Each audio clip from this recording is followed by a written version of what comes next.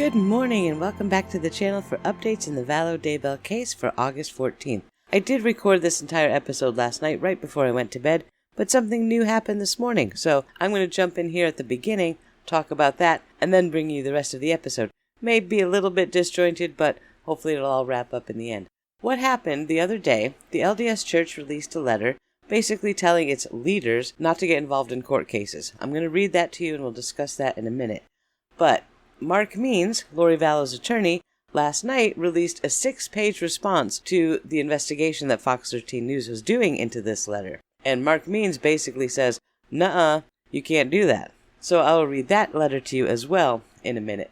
However, this morning, as soon as I wake up, one of the first things I see is that there's a new statement from the LDS Church that doesn't directly respond to Mark Means' letter, but it says, the letter of August 4th serves as a routine reiteration of a long-standing policy and has nothing to do with any pending case. Oh, really? Really? Oh my goodness. First of all, the LDS Church is being very reactionary and very quick to what's going on, which tells me that they are watching every single piece of news that they can find about this case, and they're very concerned about it. So, once again, we have that age-old saying of, I believe he doth protest too much. I think the LDS Church is protesting a little too much, which makes me very, very suspicious of exactly what their motivation could be here. We're going to have to talk about that more in depth at a later date, but for now, let me get into the story of what happened and read to you the documents. You can also find them in Discord, so let's get on with it. A couple days ago, the president, Russell Nelson of the LDS Church, issued a statement. All right, now let's read the statement and then we'll talk about what it means. It's addressed to various leaders of the church and says, Dear brothers and sisters, we remind leaders and members of a long-standing policy that church leaders should not involve themselves in civil or criminal cases regarding members in their units, quorums, or organizations without first consulting the church legal counsel. See the General Handbook, blah, blah, blah. The same policy applies to leaders corresponding with court personnel on behalf of criminal defendants or others, including through email. However well-intentioned, church leaders sharing information in legal proceedings can sometimes be misinterpreted and even damaging. Such sharing can be especially harmful to victims and their families. Following the church's policy also keeps the church from being inappropriately implicated in legal matters. If a leader believes he or she should testify or communicate in a legal matter, or if a leader is being required to do so by legal process, that leader must contact the Office of General Counsel at church headquarters, phone number included. Sincerely yours, Russell Nelson, the First Presidency. So, that's a very interesting statement. All right, now when I first read this the other day, what it seemed to me is that, well, they're talking to leaders of the church and saying, if you have to get involved in a legal thing, please contact the church's lawyers first, so we can protect the church. Now, I kind of get that. I can see, the thought process behind it, but I don't really agree with it. And certainly reading it gave me a certain feeling. Like what they're saying is, don't get involved in court stuff, period. Now, they can't do that. Okay, they don't have the right to tell people you're not allowed to get involved in court cases. That's not how the world works, but whatever, they can try. But it seemed really a little heavy-handed for me when I first read it. So, I didn't think too much of it, although the date when this was issued was August 4th, which was the second day of Chad's preliminary hearing. I thought that was a little interesting. If you remember my commentary on the hearing, the second day of Chad's hearing, we saw Melanie Gibb testify again, and John Pryor sort of pinned her down to saying that her beliefs and Chad's and Lori's were all strictly LDS church. She said that they were LDS church members. Her prepper group meetings were church sanctioned. She talks about the Preparing a People events and the Book of Mormon evidence events. And she says that maybe they were not affiliated, but they were sanctioned by the church. I thought that was very, very curious. Perhaps the church thought so too. That could be what prompted a letter like this. Or it could be simply that someone is being called to testify that is a leader of the church in some way, and they're not thrilled with this, so they want to issue this blanket statement so everyone goes through the counsel of the church. Is that legal? I don't think so. I mean, the way it's written, it seems to be, because they're just saying contact our office first, but, I don't know. I have some problems with that. However, I'm not the only one. Mark Means, Lori Vallow's attorney, also had a very big problem with this statement. So let's go through what he says, and then we'll break it down. Now, who Mark is writing this to, I'm not entirely sure, although it does seem to be in response to an investigation that Fox 13 News did. So, I don't know, I'll have to figure out and clarify exactly who he's writing this to. This is not a formal document that was filed with the court.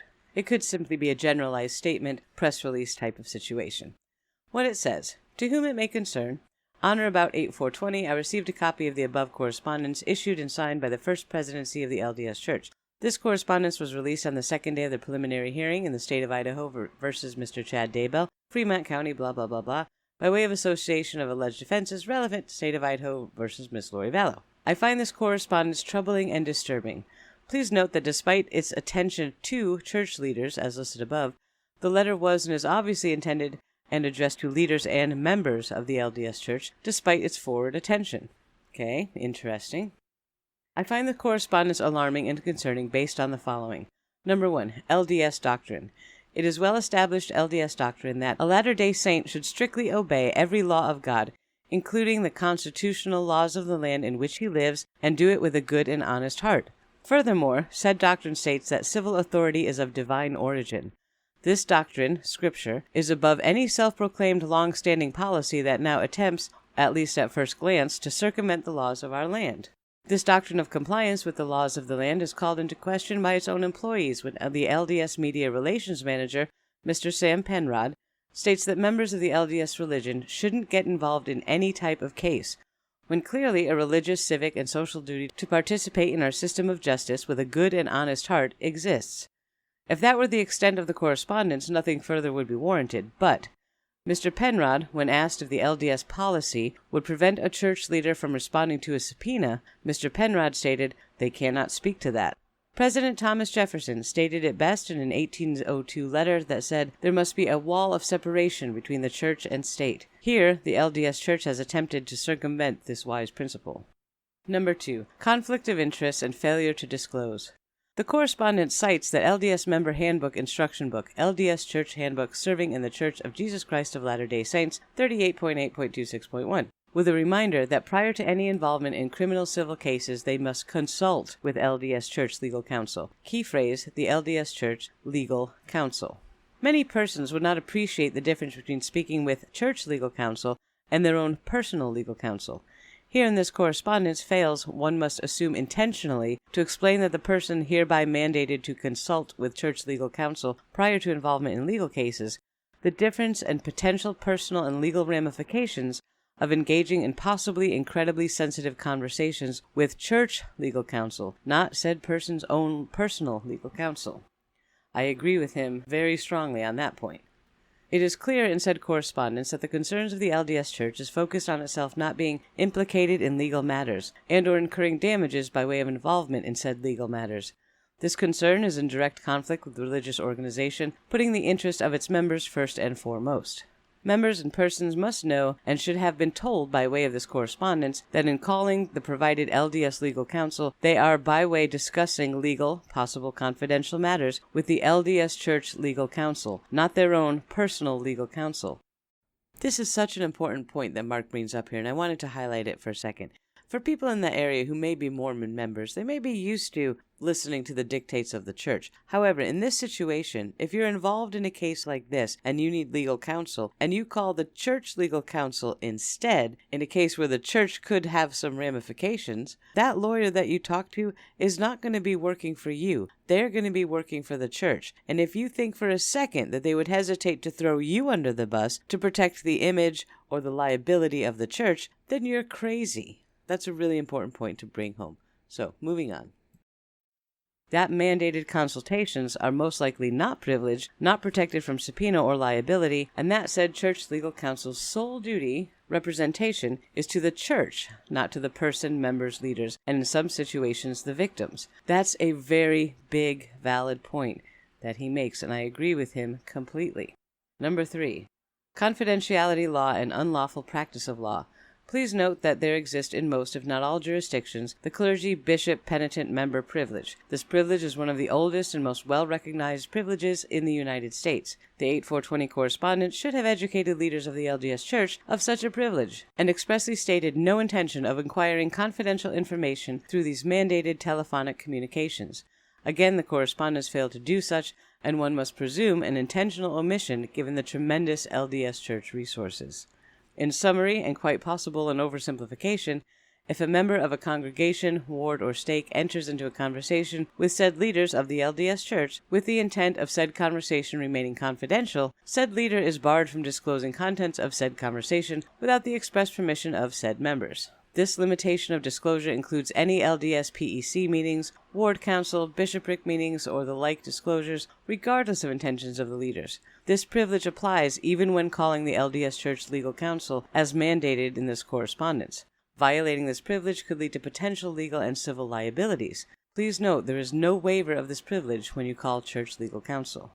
Furthermore, please note that Church Legal Counsel is most likely only licensed to practice law in the state of Utah. For Church Legal Counsel to discuss criminal and/or civil cases with persons residing outside of the state of Utah could be construed as the unlawful practice of law if the Church Legal Counsel is not licensed in said person's state of residence.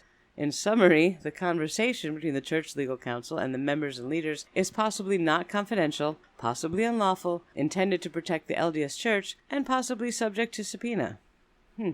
Yeah. Number 4. Obstruction of the civil and criminal system. The LDS Church has clearly stated by way of this correspondence that its long-standing policy is that any and all members or leaders must consult with Church Legal Counsel prior to testifying or communicating to relevant parties' attorneys in any legal matter. This mandatory reporting obligation appeared to be created to forewarn the LDS Church officials of potential criminal and/or civil litigation or liabilities and place the members' leaders in potentially awkward civil and/or criminally liable positions. The persons calling the Church Legal Counsel are calling because they believe themselves to be possible witnesses and/or party to a forthcoming legal proceeding, and I would wager wanting to do the right thing. These potential legal conversations are littered with negative legal ramifications for the members and leaders, including but not limited to witness intimidation, witness tampering, obstruction of justice, jury tampering, creating jury bias, coercion, obfuscation of fact and evidence, and/or make it impossible to find an impartial jury in an LDS majority populated jurisdiction.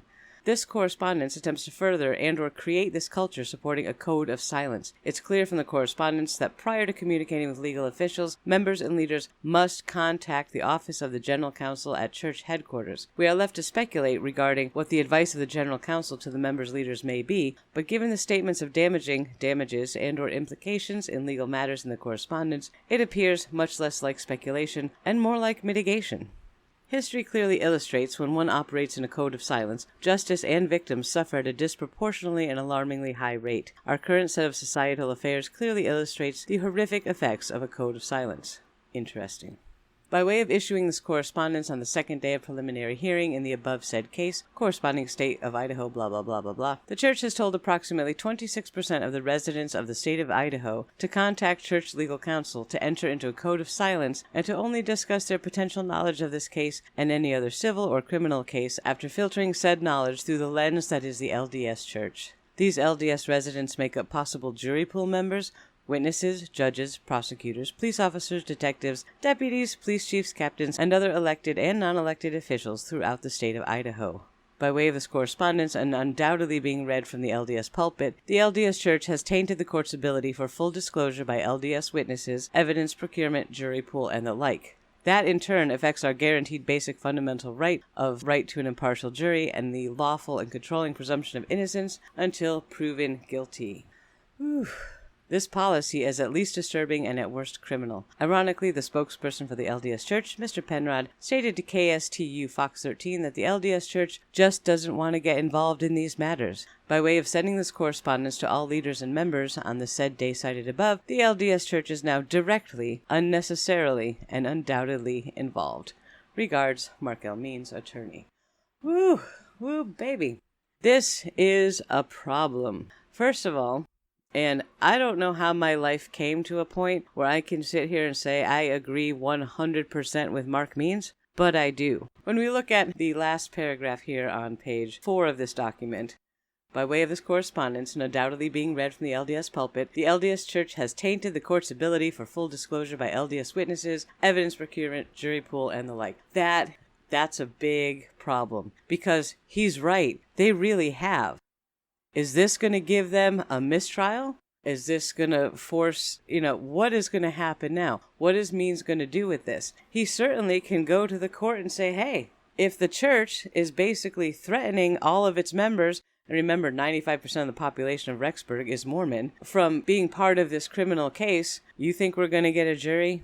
You think we're going to be able to trust the law enforcement findings or anything? He's got a real argument for that now, thanks to President Nelson. Was that intentional? I don't know.